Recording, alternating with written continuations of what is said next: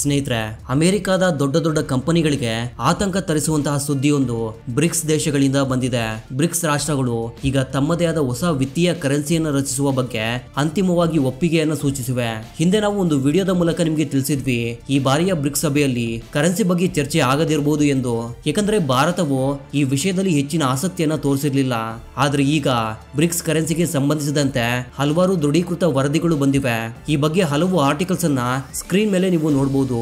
ಇದ್ರ ಜೊತೆಗೆ ಬ್ರಿಕ್ಸ್ ಸಭೆ ನಡೆದಾಗ ಅಮೆರಿಕದಿಂದ ಯಾವುದೇ ಪ್ರತಿಕ್ರಿಯೆ ಬಾರದಿರುವುದು ಅಸಾಧ್ಯ.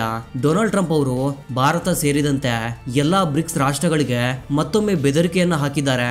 ಇದ್ರ ಜೊತೆಗೆ ಚೀನಾ ಸೇರಿದಂತೆ ಎಲ್ಲಾ ಬ್ರಿಕ್ಸ್ ದೇಶಗಳು ಭಾರತದಲ್ಲಿ ದೊಡ್ಡ ಸಭೆಗಳನ್ನು ಆಯೋಜಿಸಲು ಮತದಾನ ಮಾಡಿವೆ ಮತ್ತು ಎಲ್ಲರೂ ಭಾರತದ ಪರವಾಗಿ ಮತವನ್ನ ಚಲಾಯಿಸಿದ್ದಾರೆ. ಈ ಎಲ್ಲಾ ಸುದ್ದಿಗಳನ್ನ ಒಂದೊಂದಾಗಿ ವಿವರವಾಗಿ ತಿಳ್ಕೊಳ್ಳೋಣ. ಆದ್ರಿಂದ ಈ ವಿಡಿಯೋವನ್ನ ಕೊನೆವರೆಗೂ ಖಂಡಿತವಾಗಿ ನೋಡಿ. ನೀವು ವಿದೇಶಿ ನೀತಿ, ರಕ್ಷಣೆ ಮತ್ತು ವಿಶ್ವದ ವಿದ್ಯಮಾನಗಳ ಬಗ್ಗೆ ಆಸಕ್ತಿ ಹೊಂದಿದ್ರೆ ಒಂದು ಚಿಕ್ಕ ವಿನಂತಿ, ಕೆಳಗಿನ ಸಬ್ಸ್ಕ್ರೈಬ್ ಬಟನ್ ಮೇಲೆ ಕ್ಲಿಕ್ ಮಾಡಿ ಮತ್ತು ಬೆಲ್ ಐಕನ್ ಒತ್ತಿ. ಇದು ನಿಮಗೆ ಒಂದು ಸೆಕೆಂಡಿನ ಕೆಲಸ, ಆದ್ರೆ ಇದರಿಂದ ನಮಗೆ ತುಂಬಾನೇ ದೊಡ್ಡ ಪ್ರೇರಣೆ ಸಿಗುತ್ತೆ ಮತ್ತು ನಾವು ಪ್ರತಿದಿನ ಇಂತಹ ವಿಡಿಯೋಗಳನ್ನು ನಿಮಗೆ ತಲುಪಿಸಬಹುದು. ಈಗ ವಿಡಿಯೋವನ್ನ ಶುರು ಮಾಡೋಣ. ವಿಶ್ವದ ಆರ್ಥಿಕತೆಯಲ್ಲಿ ಈಗ ಒಂದು ದೊಡ್ಡ ಬದಲಾವಣೆ ತಯಾರಾಗ್ತಿದೆ. ಬ್ರಿಕ್ಸ್ ನ ರಾಷ್ಟ್ರಗಳಾದ ಬ್ರೆಜಿಲ್, ರಷ್ಯಾ, ಭಾರತ, ಚೀನಾ ಮತ್ತು ದಕ್ಷಿಣ ಆಫ್ರಿಕಾ ಈಗ ಒಟ್ಟಾಗಿ ಒಂದು ಹೊಸ ವ್ಯಾಪಾರದ ಕರೆನ್ಸಿಯನ್ನು ರಚಿಸಲು ಯೋಚಿಸ್ತಾ ಇವೆ. ಇದು ಭವಿಷ್ಯದಲ್ಲಿ ಜಾಗತಿಕ ವ್ಯಾಪಾರದ ನಿಯಮಗಳನ್ನ ಬದಲಾಯಿಸಬಹುದು. ಈ ಯೋಜನೆ ಆರಂಭವಾಗಿದ್ದು ಬ್ರೆಜಿಲ್ನ ಅಧ್ಯಕ್ಷರಿಂದ. ಅವರು ಬ್ರಿಕ್ಸ್ ದೇಶಗಳು ಒಂದು ಸಾಮಾನ್ಯ ಕರೆನ್ಸಿಯನ್ನು ರಚಿಸಬೇಕು ಎಂದು ಪ್ರಸ್ತಾವಿಸಿದ್ರು. ಇದರಿಂದ ಸದಸ್ಯ ರಾಷ್ಟ್ರಗಳು ಅಮೆರಿಕನ್ ಡಾಲರ್ಗೆ ಅವಲಂಬಿತವಾಗದೆ ತಮ್ಮೊಳಗೆ ವ್ಯಾಪಾರ ಮಾಡಬಹುದು ಅಂತ. ಇಂತಹ ಯೋಜನೆ ಇದೇ ಮೊದಲ ಬಾರಿಗೆ ಬಂದಿಲ್ಲ. ಜೂನ್ 2022ರಲ್ಲಿ ರಷ್ಯಾವು ಸಹ ಇಂತಹ ಒಂದು ಅಂತಾರಾಷ್ಟ್ರೀಯ ರಿಸರ್ವ್ ಕರೆನ್ಸಿ ಬಗ್ಗೆ ಮಾತನಾಡಿತ್ತು. ಬ್ರಿಕ್ಸ್ ದೇಶಗಳ ಕರೆನ್ಸಿಗಳ ಸಂಗ್ರಹದ ಆಧಾರದ ಮೇಲೆ ಇರುತ್ತೆ. ಆದ್ರೆ ಆಗ ಇತರ ರಾಷ್ಟ್ರಗಳು ಡಾಲರ್ನ ಸ್ಥಾನವನ್ನು ತೆಗೆದುಕೊಳ್ಳುವ ಉದ್ದೇಶ ತಮ್ಮದಲ್ಲ ಎಂದು ಸ್ಪಷ್ಟವಾಗಿ ಹೇಳಿದ್ವು. ಆದ್ರೆ ಈಗ ಬ್ರೆಜಿಲ್ನ ಈ ಹೊಸ ಪ್ರಸ್ತಾವವು ಈ ಚರ್ಚೆಯನ್ನ ಮತ್ತೆ ತೀವ್ರಗೊಳಿಸಿದೆ ಮತ್ತು ಈ ಬಾರಿ ಈ ಯೋಜನೆಯ ಹಿಂದೆ ಗಟ್ಟಿಯಾದ ಉದ್ದೇಶಗಳು ಕಾಣ್ತಿವೆ. ಈ ಹೊಸ ಕರೆನ್ಸಿಯ ಯೋಜನೆ ಕೇವಲ ಒಂದು ಕರೆನ್ಸಿಯನ್ನ ರಚಿಸುವುದಕ್ಕೆ ಸೀಮಿತವಾಗಿಲ್ಲ. ಇದರ ಹಿಂದಿನ ನಿಜವಾದ ಉದ್ದೇಶವೇನೆಂದ್ರೆ ವಿಶ್ವದ ವ್ಯಾಪಾರ ಮತ್ತು ವಿತ್ತೀಯ ವ್ಯವಸ್ಥೆಯನ್ನ ಸ್ವಲ್ಪ ಹೆಚ್ಚು ಸಮತೋಲನಗೊಳಿಸುವುದು. ಈವರೆಗೆ ಭಾರತವು ಈ ವಿಷಯದಲ್ಲಿ ಹೆಚ್ಚಿನ ಆಸಕ್ತಿಯನ್ನು ತೋರಿಸಿರಲಿಲ್ಲ. ಆದ್ರೆ ಕಳೆದ ಕೆಲವು ದಿನಗಳಿಂದ ಅಮೆರಿಕದಿಂದ ಭಾರತಕ್ಕೆ ಎದುರಾಗ್ತಿರುವ ಒತ್ತಡದಿಂದ ಭಾರತವು ಈಗ ಈ ಯೋಜನೆಗೆ ಶಾಂತವಾಗಿ ಬೆಂಬಲವನ್ನ ನೀಡುತ್ತಿರುವುದಾಗಿ ಕಾಣ್ತಾ ಇದೆ. 2022ರಲ್ಲಿ ಭಾರತವು ಈ ರೀತಿಯ ಕರೆನ್ಸಿಗೆ ನೇರವಾಗಿ ವಿರೋಧವನ್ನ ವ್ಯಕ್ತಪಡಿಸಿತ್ತು. ಆದ್ರೆ ಈ ಬಾರಿ ಭಾರತವು ಆ ರೀತಿಯ ವಿರೋಧವನ್ನ ತೋರಿಸಿಲ್ಲ. ಇದು ಅಮೆರಿಕಾಗೆ ಒಂದು ದೊಡ್ಡ ಆಘಾತವೆಂದೇ ಭಾವಿಸಲಾಗಿದೆ. ಇಂದಿಗೂ ಜಾಗತಿಕ ವ್ಯಾಪಾರದ ಬಹುತೇಕ ಭಾಗವು ಅಮೆರಿಕನ್ ಡಾಲರ್ ನಲ್ಲಿ ನಡೆಯುತ್ತೆ. ಇದರಿಂದ ಅಮೆರಿಕದ ನೀತಿಗಳೊಂದಿಗೆ ಒಪ್ಪದ ದೇಶಗಳಿಗೆ ಮತ್ತು ಡಾಲರ್ನ ಬಲದಿಂದ ಆರ್ಥಿಕವಾಗಿ ದುರ್ಬಲವಾದ ದೇಶಗಳಿಗೆ ತೊಂದರೆಯಾಗುತ್ತೆ. ಒಂದು ವೇಳೆ ಬ್ರಿಕ್ಸ್ ನಂತಹ ಶಕ್ತಿಶಾಲಿ ಒಕ್ಕೂಟವು ತನ್ನದೇ ಆದ ಕರೆನ್ಸಿಯನ್ನು ತಂದ್ರೆ ಇದರ ಪರಿಣಾಮ ಕೇವಲ ವ್ಯಾಪಾರದ ಮೇಲೆ ಮಾತ್ರವಲ್ಲ, ಸಂಪೂರ್ಣ ಜಾಗತಿಕ ರಾಜಕೀಯದ ಮೇಲೆ ಕೂಡ ಆಗುತ್ತೆ. ಬ್ರಿಕ್ಸ್ ದೇಶಗಳು ಹೇಳುವಂತೆ ಒಟ್ಟಿಗೆ ಒಂದು ಸಾಮಾನ್ಯ ಆರ್ಥಿಕ ವೇದಿಕೆಯನ್ನು ರಚಿಸಿದ್ರೆ ವ್ಯಾಪಾರವು ಸುಲಭವಾಗುತ್ತೆ. ಚಿಕ್ಕ ಮತ್ತು ಅಭಿವೃದ್ಧಿ ಆದ ದೇಶಗಳಿಗೂ ಒಂದು ಪರ್ಯಾಯ ಆಯ್ಕೆ ಸಿಗುತ್ತೆ.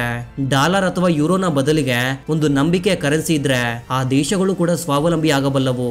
ಇತ್ತೀಚೆಗೆ ಬ್ರೆಜಿಲ್ನ ಅಧ್ಯಕ್ಷದಲ್ಲಿ ನಡೆದ ಬ್ರಿಕ್ಸ್ ನ ಸಮ್ಮೇಳನದಲ್ಲಿ ಈ ವಿಷಯದ ಬಗ್ಗೆ ಆಳವಾದ ಚರ್ಚೆ ನಡೆದಿದೆ.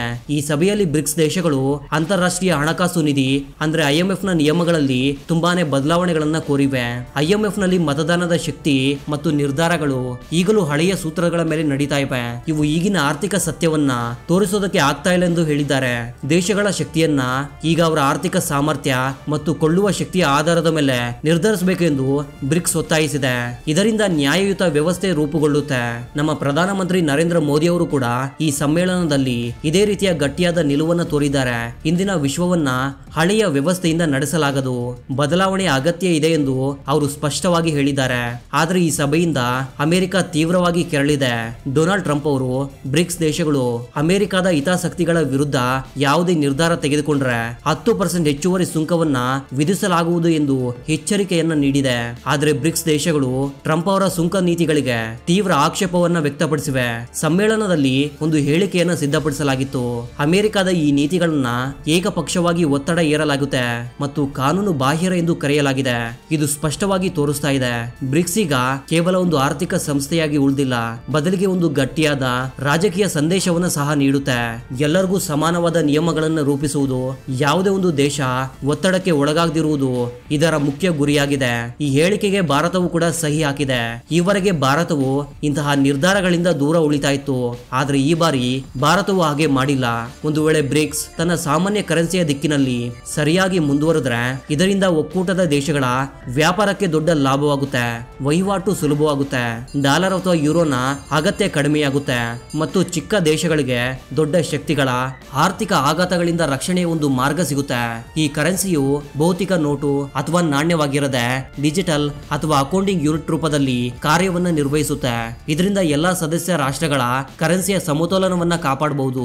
ಈ ಯೋಜನೆಯು ಭಾರತಕ್ಕೂ ಅತ್ಯಂತ ಮುಖ್ಯವಾಗಿದೆ, ಏಕೆಂದ್ರೆ ಹಿಂದಿನ ಯೋಜನೆಯಂತೆ ಭೌತಿಕ ಕರೆನ್ಸಿಯನ್ನ ರಚಿಸಿದ್ರೆ ಚೀನಾಗೆ ಹೆಚ್ಚಿನ ಲಾಭವಾಗ್ತಾ ಇತ್ತು ಮತ್ತು ಭಾರತಕ್ಕೆ ಅಷ್ಟೊಂದು ಲಾಭ ಇರಲಿಲ್ಲ. ಆದ್ರೆ ಈ ಹೊಸ ಡಿಜಿಟಲ್ ವಿಧಾನದಿಂದ ಭಾರತಕ್ಕೂ ಲಾಭವಾಗಲಿದೆ. ಸ್ಪಷ್ಟವಾಗಿ ಬ್ರಿಕ್ಸ್ ದೇಶಗಳು ಈಗ ಅಮೆರಿಕದ ವಿರುದ್ಧ ಒಂದು ಮುಂಚೂಣಿಯನ್ನ ತೆರೆದಿವೆ. ಅಮೆರಿಕದ ತೊಂದರೆ ಏನಂದ್ರೆ ಬ್ರಿಕ್ಸ್ಗೆ ಜಗತ್ತಿನ ಹಲವಾರು ಶಕ್ತಿಶಾಲಿ ದೇಶಗಳು ಈಗಾಗಲೇ ಸೇರ್ತಾ ಇವೆ. ಇಂತಹ ದೊಡ್ಡ ಸಂಘಟನೆಯ ವಿರುದ್ಧ ಅಮೆರಿಕ ಯಾವುದೇ ತಪ್ಪು ಕ್ರಮ ಕೈಗೊಂಡ್ರು ಇದರಿಂದ ಅಮೆರಿಕಾಗೆ ಒಂದು ದೊಡ್ಡ ಸಮಸ್ಯೆ ಉಂಟಾಗುತ್ತೆ. ಇದ್ರ ಜೊತೆಗೆ ಈ ಬಾರಿ ಬ್ರಿಕ್ಸ್ ಸಮ್ಮೇಳನದಲ್ಲಿ ಭಾರತಕ್ಕೆ ಒಂದು ಅಧ್ಯಕ್ಷ ಸ್ಥಾನ ದೊರೆತಿದೆ. ಇದಕ್ಕಾಗಿ ಚೀನಾವು ಭಾರತಕ್ಕೆ ಮತವನ್ನ ಚಲಾಯಿಸಿದೆ.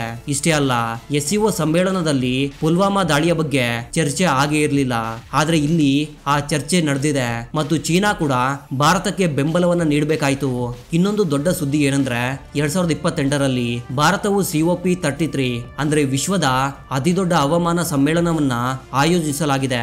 ಇದಕ್ಕಾಗಿ ಬ್ರಿಕ್ಸ್ ನ ಎಲ್ಲಾ ಪ್ರಮುಖ ದೇಶಗಳು ಭಾರತಕ್ಕೆ ಬೆಂಬಲ ನೀಡಿವೆ.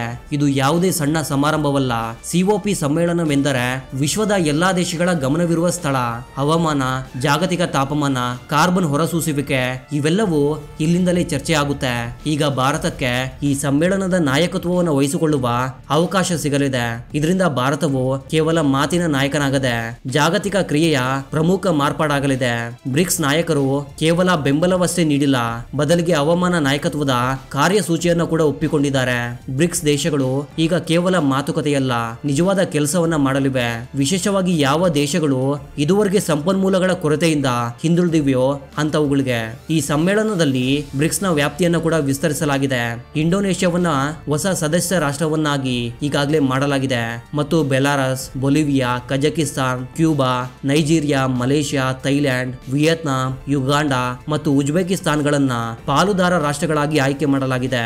ಇದರಿಂದ ಬ್ರಿಕ್ಸ್ ಈಗ ಕೇವಲ 5 ರಾಷ್ಟ್ರಗಳ ಒಂದು ಗುಂಪಾಗಿಲ್ಲ, ಒಂದು ಹೊಸ ಶಕ್ತಿಯ ಕೇಂದ್ರವಾಗಿ ಬದಲಾಗಿದೆ.